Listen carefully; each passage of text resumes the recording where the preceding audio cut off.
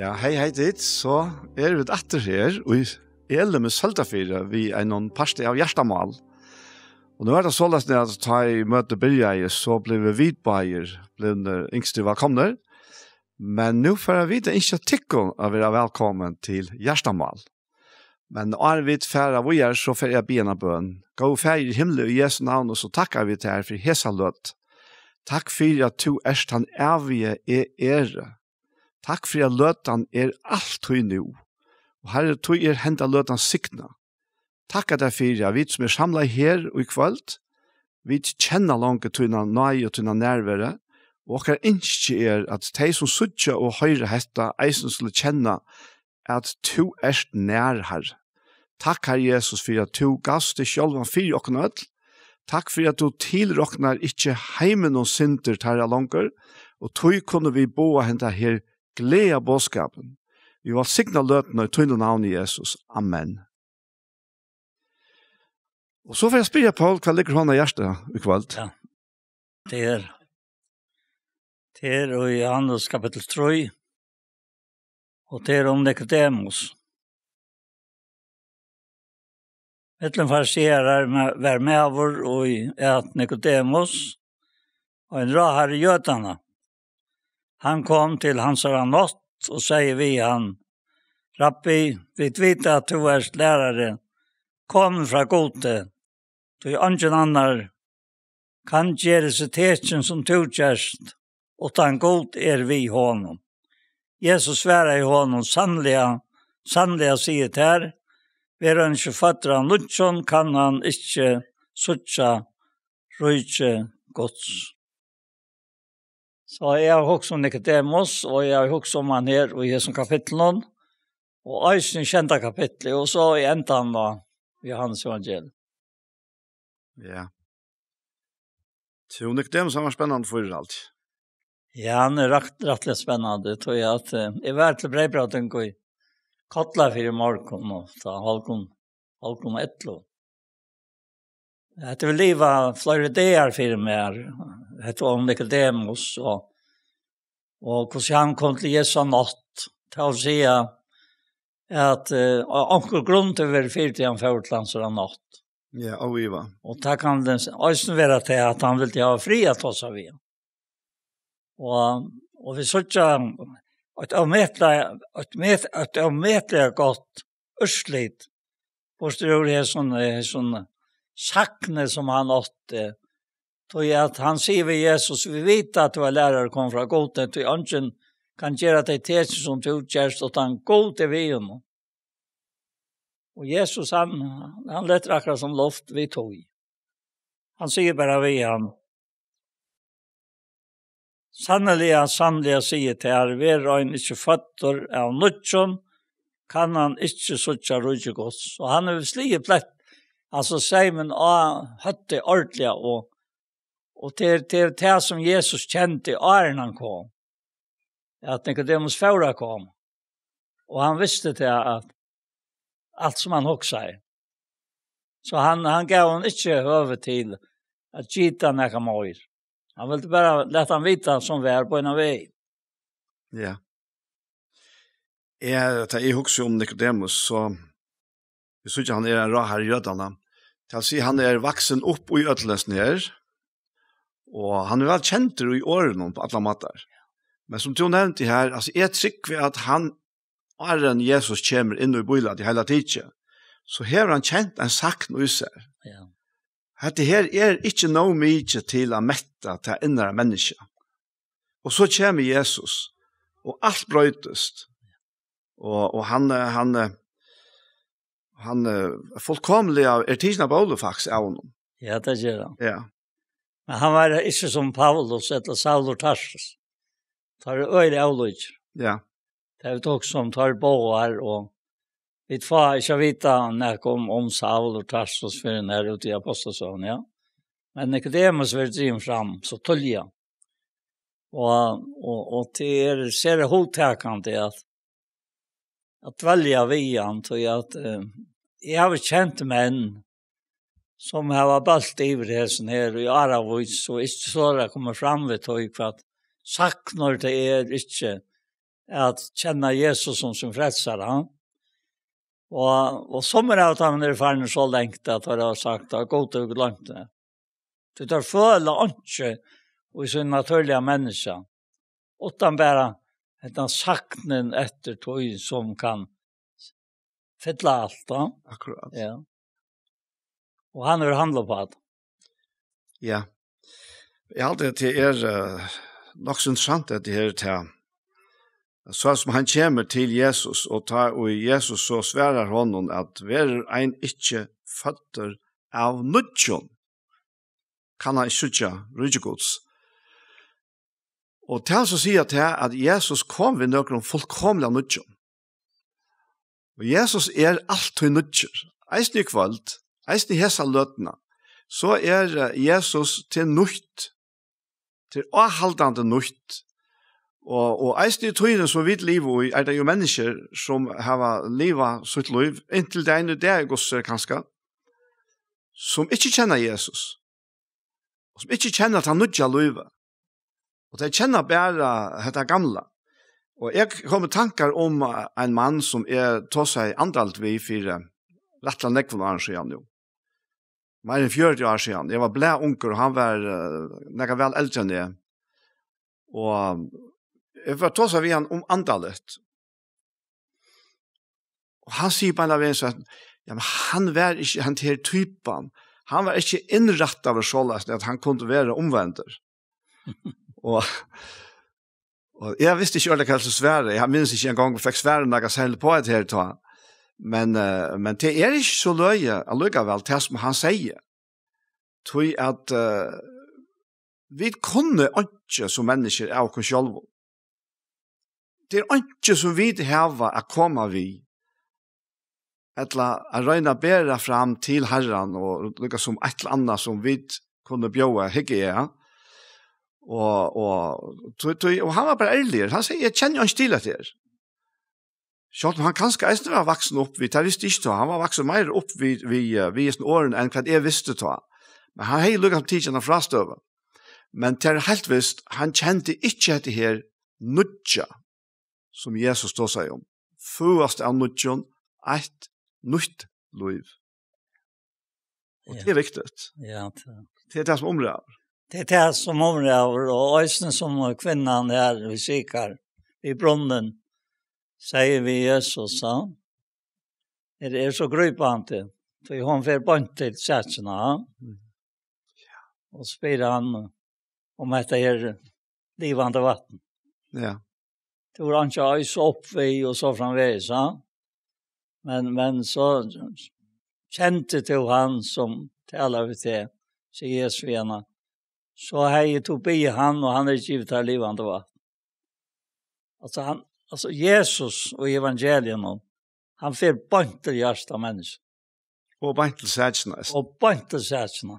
Og ikke innpatt. Og så det så damlet, altså, at kjenne han, og det så damlet at vilja løyjas honom, tog jeg at hva skulle vi ikke det? Det vi leser her til dem, så i 4 Korinthbrev 2, så sørger vi hvordan det kolliderer etter her, som Jesus nevner her i vers 11, hva mennesker vet, hva menneskene vår, utan ante menneskens som vet og gjør. Og så tekker han parallellen her, så løs vet helter ønsken hva det går til vår, utan ante gods. Og hese begge tingene kolliderer av knapplig her, det måste være pur ærlig i for hånd. Beina veien, så fikk han vite hva det var han manglet. Og så noe løyve, ja. Og det så avmetallig at øyre bare. Ja. Altså, jeg trykker faktisk til at mennesker hever helt fra begynnelsen av manglet. Ja. Altså, eisene åren akkurat første foreldre fotlig og i sint, da det var oløyen og åte av, jeg kallar for deians treie. Åren til hadde de ikke kjent løyve fra løsens treie. Det kunne de ikke. De hadde ikke etter av løsens treie. Og Guds atlan var ta vi menneskene at mennesker skulle eta seg løyv til. Vi hadde etter av løsens treie. Og her vi løyva som god. Men vi kjenner søvna, at de åter at du skriver til han, og slopp så ikke at ete av lysens dreie. Du nekka var kom i middelen her, altså, det var ingen etgang til dreie, hvor jo til synden var kommet i middelen. Og hun måtte bøtast, og en etgang til var til lysens dreie. Og Bibelen forteller oss at Jesus okkara lysens dreie. Og han tar seg om at nå vi i hans tro, så først i Johannes 6, så tar seg han om seg selv at han må etast. Det lovar inte man kapar sig kvarst när man huxar om det så att man säger det. Och det har varit öle ekvisligt för till jötarna. Men Jesus visste till att inte människa i sig själv eller av sig själv häver detta eviga Guds liv i sig.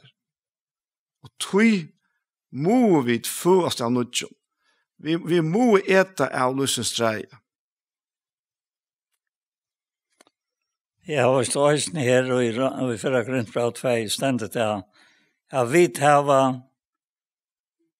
har ikke finnet anta heimsins, men antan og fra gode.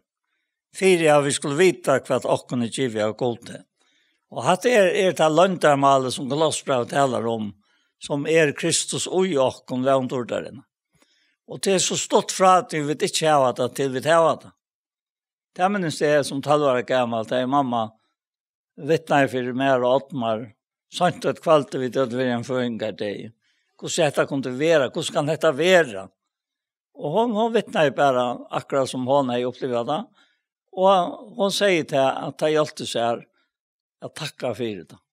Og som takka for det, så åpnes det for meg. Selv visste jeg ikke akkurat hva det var, og hvordan det for helse. Men det är inte fullt det här att det är det vi skulle ha kontroll av. Men det är han ska ha kontroll av. Vi kunde inte ha kontroll av honom. Och det är det som människan helter. Att det är vi så innan tanken och uppfinner som kan ha kontroll av godhet. Tacknas godhet. Men det är han för kontroll av det här. Ja, så kan du vara 12 år och du kan vara gammal. Det är ångan så rundt som det nu. Att han inte bara moin, men att i hansar. Det fasta grundvärdet går stentor och har rätt insikle. Och i 17 Korinthbrev kapitel 2 och ändna kapitel 1 att Herren känner sjön. Och kvart han som nämner navn Herrens håller sig från öratvis. Och jag har så fyllt sig dessa tingene. Bara vägen som till att komma att känna Jesus som tog personliga frälsare, så la naturen av hansara sinnala ut där, tog att han gav till Kristus sinnala, det ständer i ändan ören kapitel för Korinthbrev. Vi tar sinne Kristus här. Och till det som ger månen, hvis vi inte för att huxa själva, det är han som ska få också. Vi tryck fäta vid det hemligt skapte vi året gods, så till av det som inte sast, det som sast varit till. Och att det är akkurat samma princip. Det faktiskt har gått döme vi när vi sinna lärnon. Tog för öla neck av okkon, gosse sur för mer. Så låta så öla längt bort från att jag har Kristus sinna lär. Så jag känner mig ägna, vi födda sinna lär. Jag vet inte om det är tant betydligt jögna sig här. Ja, nog snack ju är hånden. Men till lukka mycket. Till lukka mycket för en sinnalä vid det född vi. Vi känner öjla nekva mildar estringar, ikke känner det. Men det gör en mån som så läsna. Du sinne Kristus är nok helt annan. Och jag också här att till Nicodemus. Och han spyr så inte här för också så att tapliga spårningen att ta Jesus svära att sannliga sida ja när han säger Nicodemus säger vi han hur så kan jag vara född till han är gammal men han är för kunna för in the live motion och vara född. Och man får sig nästan inte till att trycka att han så tillkommen med och så är väldigt med kan finna på spya så borta. Men han kunde slett inte huxa det här ut till nutja som Jesus tog sig om och som Jesus kom vid. Och så var livsnødvendigt. Og ta det Jesus sværende sannelig sier til her, «Verur ein ikkje føtter av vattne og anda, kan han ikkje komme inn i rydde gods, kvoi, jo tog, ta i født av holden holdt, og ta i født av andanon ande.» Og på en måte må jeg si at hespetingene kunne ikke sammenast. Det som vatten og olje, det skiller seg sunter, det kvørsut, og allikevel så det vidt mennesker som i opprona fattlen, borste fra gode. Det jo synd og miskjer, sier Paulus, som takker imot og dette liv atle okkom. Og det som gjør det her så oppfattelig spennende og avhåversteisende. Og vi sitter langt ut i her, ta han tåsar om ormene. Han sier at en som Moses lytter opp ormen i øyemørsene, så skal menneskesånere være lytter opp, for jeg kvart han som tror skal ha av et liv i hånden. Og til så sier jeg til, at det ikke vi okkara vita gjøre, som så lesende. Annet til at vi vil opplyst om året om Jesus og kunne ta støv ut fra toga. Men til først en fordel, eller en bakdel, at være kloker, eller at være borter, altså hvis vi tar det vanlige årene som vi bruker, så det ligger ikke til planen om. Hvert han som lyter av han, som tror av han, skal ha outlive. Det fantastiskt. Här tar ju han nevner i 8:e verset att Jesus säger vi han vinteren bläser här han vill. Och du höjder sjåen. Men du varst inte kvän han kommer och kvar han fer. Så vi ögon och kvarjon och vi fattar av andan. Hur kunde vi fäta det här? Det är bäst till. Då säger Nikodemus då att vi han.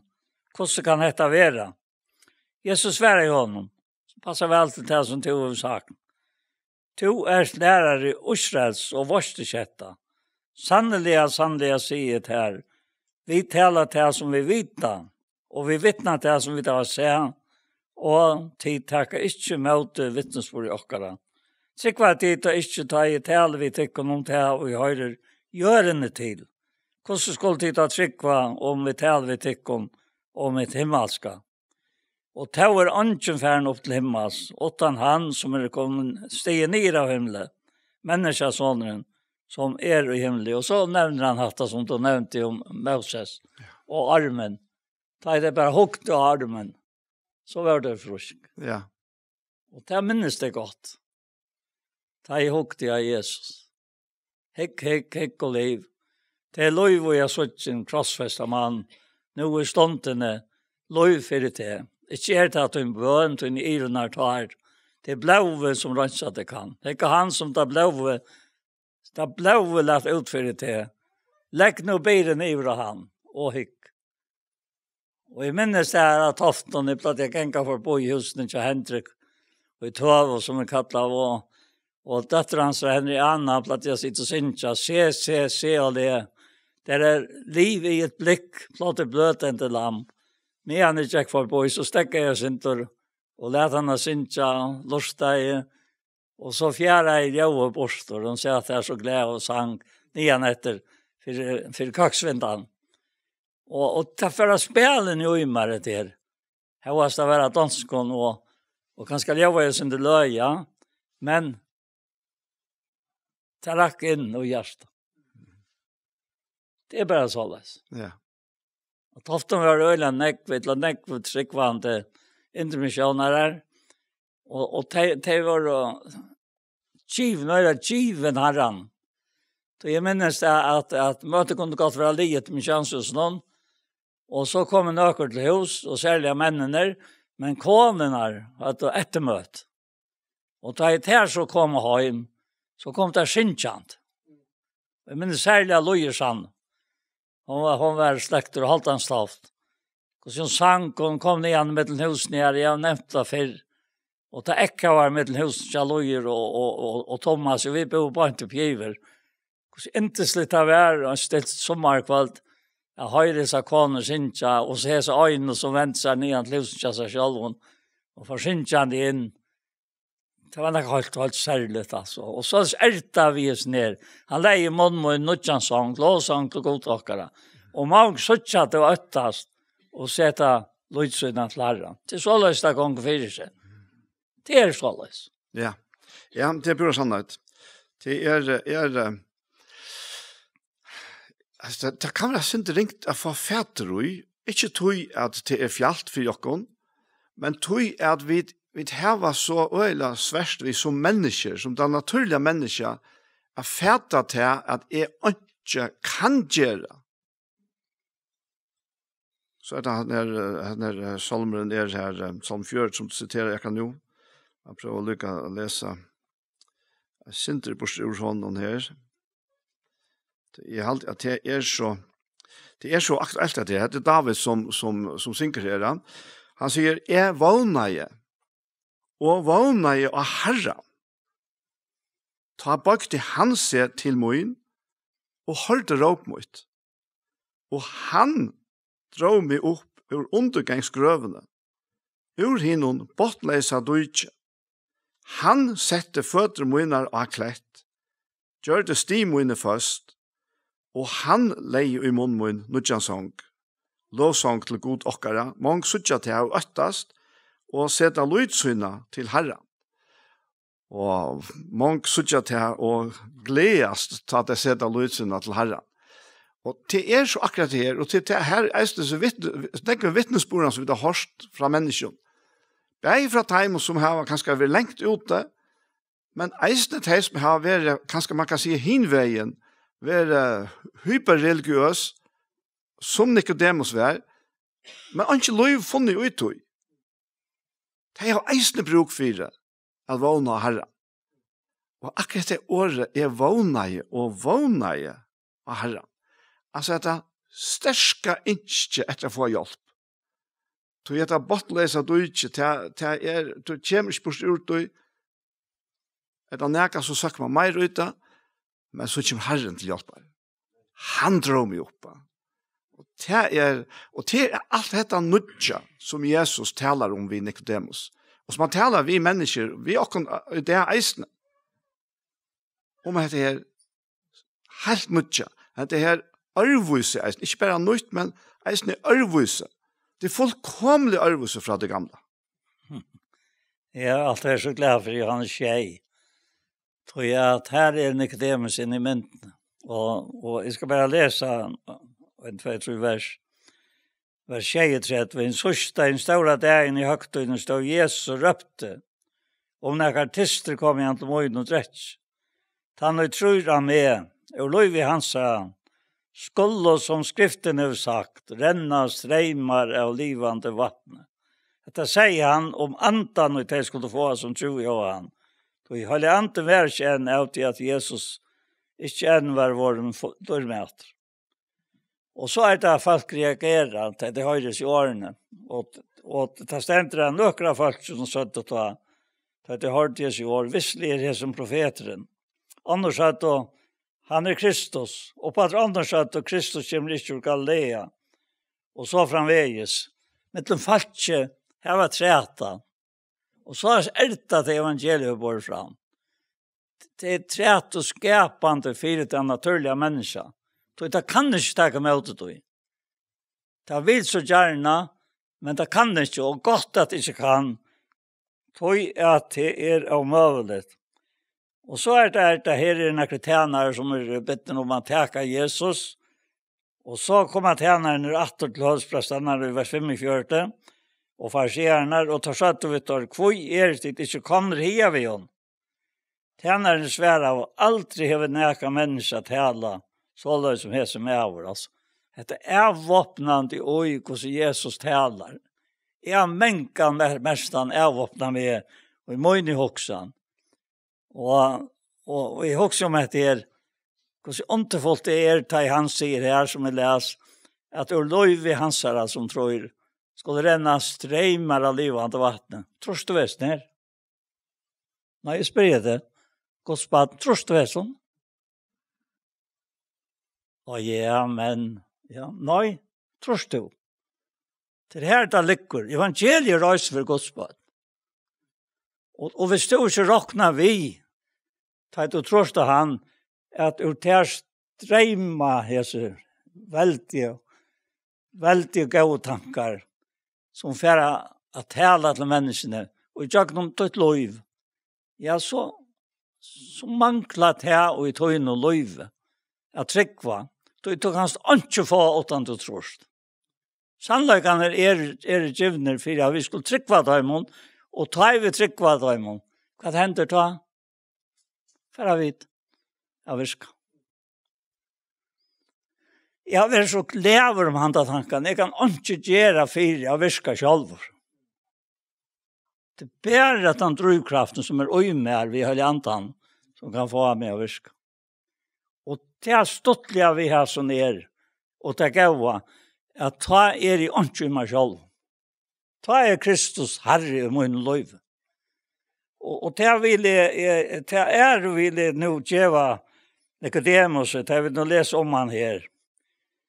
Og tjänaren svära var aldrig över några människor tala så som är som är vår. Ta svära i farsierne i tajmon, östen tid vittlöjter, hever näkar av raharen och tro av han, etla näkar av farsierne. Nu händer näk.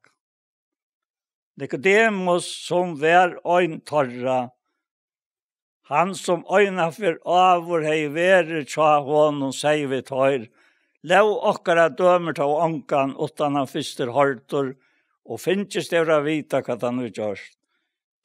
Tar svære honom, to vi ur Galilea, rannsaka så fast var suttsatt, andre profeter ur Galilea, da folk var til sin kjals. Og her ligger han seg etter saie og spyrar, og i hoanon tja Nicodemus. Og hva det så underfullt at tillegna seg? At tårer standa fram, ta i ei av disse kjemur, og vera menneskjon til sikning i løyven. Og det ble jo han. Ja, jeg hadde vi sutt ut fra Heson, og eisen og seitene at hadde her notten sammen med Jesus, hun gjør månen til Nicodemus. Atla mån. Ja, det gjør det jo. Men jeg husker at man halder seg fast ved det her nudja. Vi så van vid det gamla, og vi så van vid eisene at røyne at presentera evangeliet ut fra en gamla tankegång. Høvesfokuset tja Jesus, han prædikar i rujtje Guds, og han praktiserer i rujtje Guds, det var at mennesker skulle få lot i hele andan. Det var høves innehald, og det ikke bare var, men det høves innehald i evangeliet enda det det. Vi tar lyset nok fast her i hans evangeliet, og vi synes ikke hvordan klart det Og jeg bare tenker fært ut her som Paul Birger vi her. Han synes den står at det en høyt den står Jesus røpte. Om noen artister kom i han til moen og dretje. Han utrur av meg ur løyve hansara skulle som skriften har sagt renna streimar av livande vattnet. Altså han byrjar vi å bjøa tog som tister. Og tar vi det tist og har bruk for å drekka, så det noe som vi teker utanfra. Og Jesus kommer eisen til okken utanfra. Men ta og han kommet inn.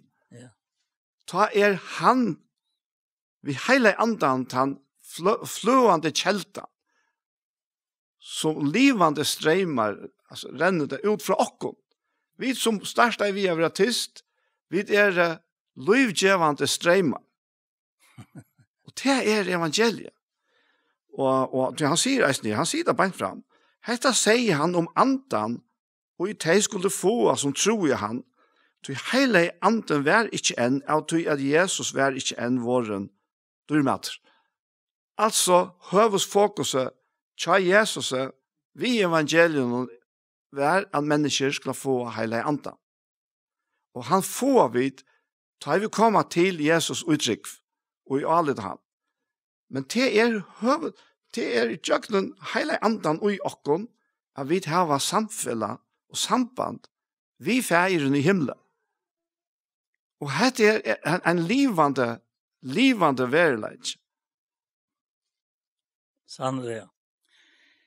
Nu får jag ut i det sista som jag också om Nicodemus att täcka på sjur. Trodde personer i också om här och i Johannes Nujtjan. Och här är det Johannes som skriver. Och från vers 4. Men en av hermannen stack han och i söjorna. Vi spjautte. Och vi tar samman rann ut blå och vatten. Han ju sett här. Det vittnat det. Och vittnesbord hans är sannor. Han vet att han sier satt. För att ösnen tid skulle tryckva. Då i detta hände för att skriften skulle gänga ut. Anke bøyn i honom skal være brått. Och på att i skriften. Anna, de skulle vänta egen mot i honom som de har stund i kök. Vad ständer att han här? Det är omvätande spännande att läsa. Det är att lycka som ser sjövena föra fram. Hur det hände. Efter detta ber Josef ur Arimathea, som var lärsvän i Jesar tog, lögnedliga av 8 för jötnon, Pilatus om löjve att täcka lika med Jesar, och Pilatus gav hon löjve till det. Han kom och tog ner lika med Jesar. Och så hände detta. Ösnen Nicodemus kom. Han som första var kom till Jesu natt. Han är i vissa blandningar myrra och allo och en 100 pund. Tar tog oss och lika med Jesar och svajpa av det lugnkläge vi hinnom enkande just någon så som sigur var erkja göt någon vi gärna för. Och så här stenen Ostagäror och i Ostagärn Nutsgröv som en angenhet var lagt i. Och här lagt och tar nu Jesus ut att det var tillhöringar där av götarna då i gröven var när vi. Kvar skipa i fyrs ner. Allt det näka människa skipa i fyrs ner. Det gör det ju röris. Det är atlan och gröv med det godläsom men så är de han i dagen. Och här så vi detta sammanspel och det antalet värden som vi alla ju vi vet inte hur jörska folk. Vi vet inte hur antalet folk. Och här skärs du in och i andra värden. Här som god räv. Han skipar fyr. Johannes skriver och han har sagt allt det till han sätta hur det hände och skriften har ju tal om det för 100 år. Och så kom att ha det nu tog in i vinterna som god talar till ta och tar täcka Jesu likam nya. Det är så vackert. Det är helt lagt upp till för även löjkan och som ju all rakots är då. Det är god han som skipar allt. Och det är så tryggt att vara i hans hand. Det är så tryggt att han och honom. Jag kan lyda i att lägga oss glädjer, löjda ljövare, att ta ett lika ner av krossen. Och så glädjer hos på i männen det har varit fyra. Det har värst god fyra röjka i görsten torra. Att tacka sig det. Och så är det här och så är det mer. Akkurat det samma i det är galtande för oss. Att gänka hansara löjer. Ikke være sjálvræn. Av natur øyla sjálvræn, øyla sjautra seg i øren hvordan det skal være. Og det gjør det også til jeg lærlingar alt det her, og helt med være til tøyre også. Men omkant det er minnest, da jeg helt at lærlingarna eller tar männer som arbeider sammen, kanskje det mest med stoltan, som måtte færa til tøyre, og sia vitt tøyre. Og sagt. Jeg minnes da jeg vidt at hun selvbrøtlopp. Annika og jeg og Nystrøm, han taler i. Og jeg minnes hvordan det krei på i meg da jeg nevnte det her. Hvordan jeg kom til å være bant fram vidt her. Og jeg tenkte, for han bare forteller at den fyrre parten av søvnene, og så lät han med stand etter, som den store syndaren. Nei, så nevnte han på et at han var, at ånkan det, jeg må si det, at det ikke selvrås. Hvor fikk meg til affæra til mine lærlinger og tar menn som var på et samer, og sier som vi det var han. Det god han, Filippe brevet 2, vers 13, god han som virkar og jakom, ber jeg vilja, og jeg virka etter gaua vilja søgn. Det ikke trygt. Det så trygt som det kan være. Så vet jeg ikke hva det kommer vi inn ut, det vet jeg ikke. Anja. Nei, ja. Nu läser jag här om hvis jag blir en kapitel fram, så kommer till upprestna. Ja. Första dagen i veckan kom Maria Magdalena tulja till grövna. Men en var mist. Hon sa till Steiner var tidsen från grövna. Ta leiparna steg kom till Simon Peter och hin lärsvän, han som Jesus älskar sig vittar. Teir hava tidsen herran ur grövna, och vi vet inte kvart har lagt han. Och hon kunde inte huxa örvelse. Hon kunde omöjligt huxa till att herren var stegen uppåt. Og ta leipa så bare sted, og nu kom Simon Peter som var 18 år, han får inn i grøvene, og sa at løgnklein lå her. Men nævren selv, han var bort. Det som jeg husker om her framveges, det måneder mittelen til gamla og til nødja. Ja. Og jeg har for å lykke ut i Hebreabrevet kapittel 8, og tog at akkurat naturliga tankegångt, hon passar så perfekt til den gamla sattmalen.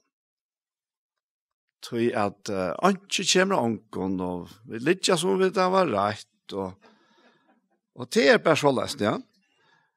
Men Hebreabrevet viser også noe helt annet. Og det passer jo.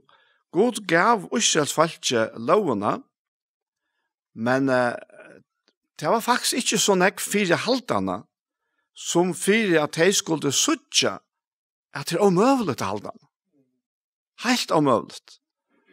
Og ta så sterkelig kanskje farserende, men henne skriftler i eisene, ta helt i at de skulle hjelpe godt ved at styrke lovene. Ta gjør det oppast strengere. Vi nekvar tilleggsboven. Men ta kjem Jesus og gjør det bare helt omøvelig. Han får helt her til at han sier, han får ta som hår, og han sier bare med over hikker til en kvinne og her hoa henne og hjertan. Så her har han drivet år. Og her var alle mennene sikker.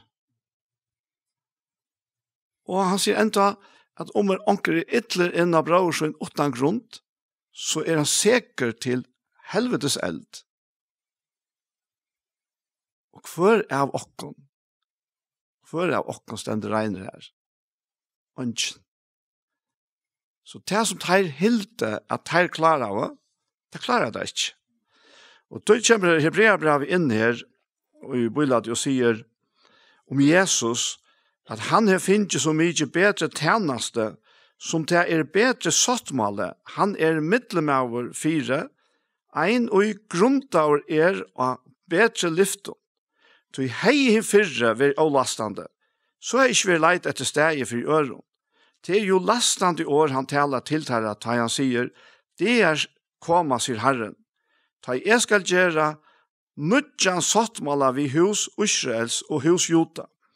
Ikke sattmåla som han gjør det vi fedret herre, at han der i tog i håndherre leire ut av Egyptalandet, tog teir våre ikke verand i sattmåla munnen, og leie ikke ut her. Altså, Herren vreka i Israels folk. Tog at jeg klarer ikke helt alene. De klarer det ikke. Og så vreka han det. Men han släppte ikke enda han der. Så han kom ved noen helt øren. Nei, hetta sattmålen. Jeg skal gjøre vi hus Israel, etter tar det sier Herren. jeg skal letja lover munar og i sinne tarra, jeg skal skriva til her og i gjørst og tarra, og jeg skal være god tarra, og de skulle være folk mot. Og han får så lengt som å si at de skal ikke lære hver nasta søn og hver bror søn og si kjenn herra. Så de skal alle kjenne meg. Fra hin og minsta middelen tarra til hin størsta, og hør nå, så jeg skal være og rettvise tarra nøyver og ikke langer minnast synder tarra. Hette heva det som hendte. Ta og hermene kom til krossen og Jesus hekker og han var langt deier, men ta det så stunket han som rann ut vatten og blå. Og hette her var det offre som han gjørtes for ikke bare akkurat synd, men for alla heimsens synd. Alla heimsens synd. Så jeg vet ikke om jeg er her inne, et anker som hikker og lustar etter okken, strøyes vi en til spørningen, at kjenne seg sjølvan og vite hvordan feiland man og huksa til at det ikke vann for meg. Jeg kan ut fra hesen årene fortelle at det langt nå hever Herren tidsi sin tøyna borster. Hon tidsi borster. Han sier det bare her, man sier det så øyla tøylig eisne i 17. Korint. Her som han sier at ja, la meg lukka det, jeg dos ytla som Paul, han dos så ommetelig vel å sitere. Jeg kan lukka lese her sier versen her, det er så lovgjevande. Han sier her at om du ein i Kristus, han nødje skapninger. Og hva sier han så? Hitt gamla færre, det våre nødt. Og alt det fra gode, som vi Kristus samt i okkom viser sjølvan, og gav okkom tjenaste sottarene. Tog i Kristus samt i god heimen viser sjølvan. Altså heimeren, mennesken i heimen langt fra Guds søye samt vi han. Så i Kristus samt god heimen viser sjølvan, og til roknar teimon ikkje synder tarra. Og han lagt ned i okkon, og sottarinnar, vi ta sente på i sted Kristus som det hever god i anmente vi okkon, vi bia i sted Kristus være satt vi god. Han som kjente ikkje synd, gjørte han til synd fyrir okkon, fyrir vid ui honom skulle være rettvise gods. Det så veltet. Altså, ønsken sett utanfyr. Alt så hjertelig velkommen, tja god. Gjeras godsbad, bliva hansara og kjenna at han verilig bor inn i hjertan vi sin heilige anda.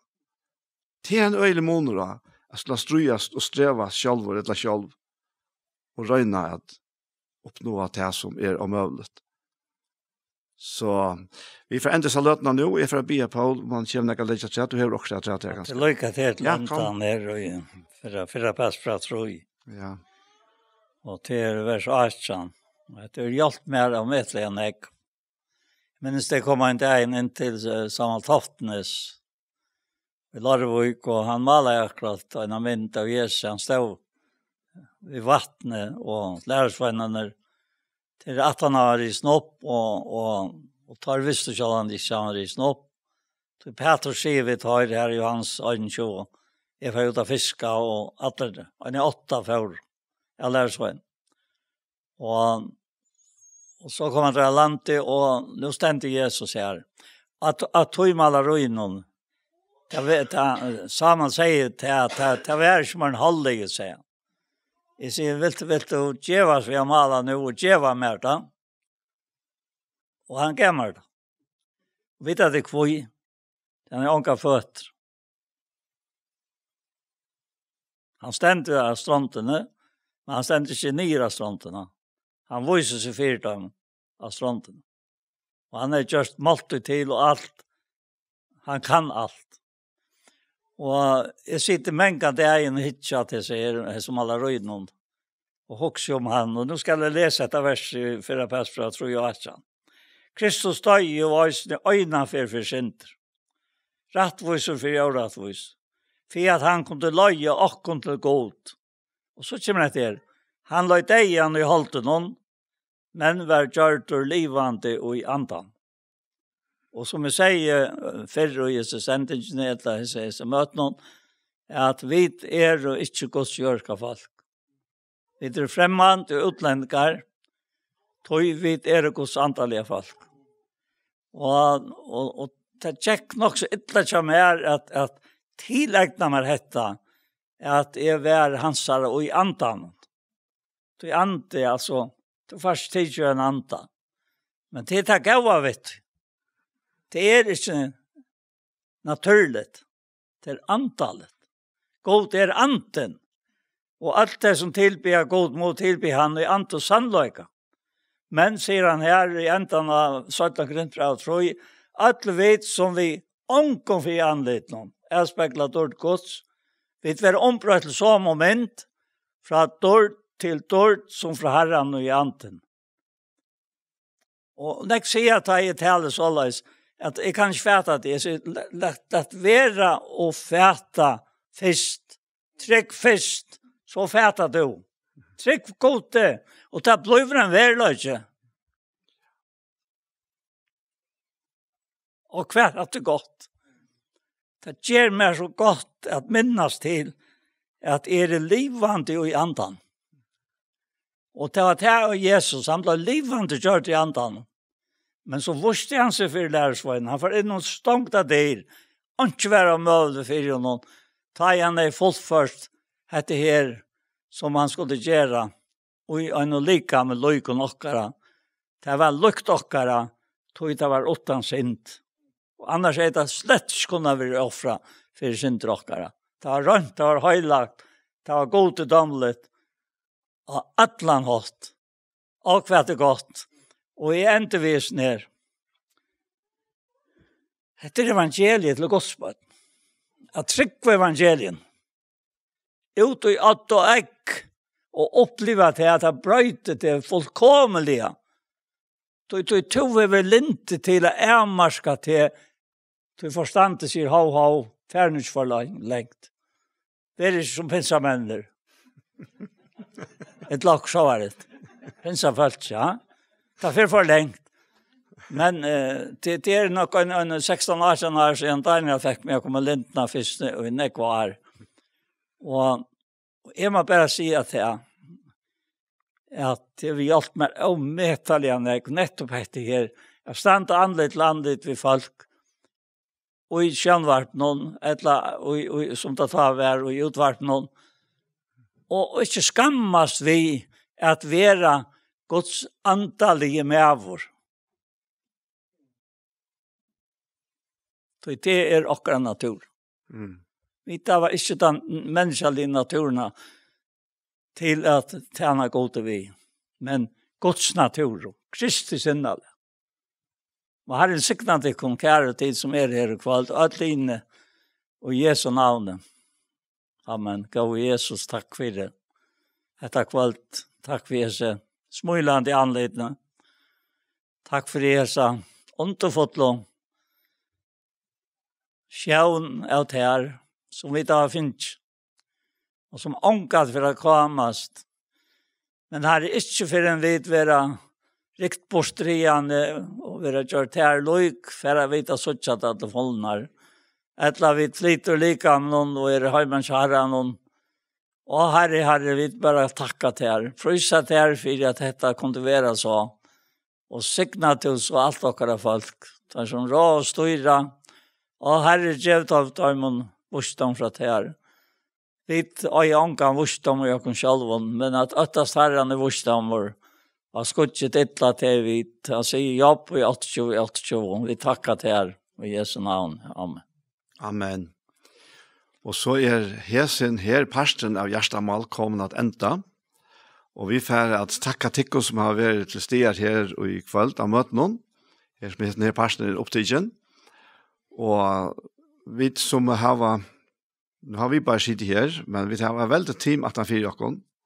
Anja og Ronny, de virkelig oppfører å ta opp og redigere og klippe ljøv og sitte sammen etter og sånt. Så vi får takke for oss. Og parster av Gjerstamal som har vært før, der jeg suttet av YouTube, om du leter av Iktus Sjønvarsp og Gjerstamal, så finner du der parster som har vært. Hese parster for eisen komme her, av Iktus Sjønvarsp på YouTube, og hese parster som eisen har sendt av Tjei Kristelig Kringvarsp. Så tusen takk for hese for.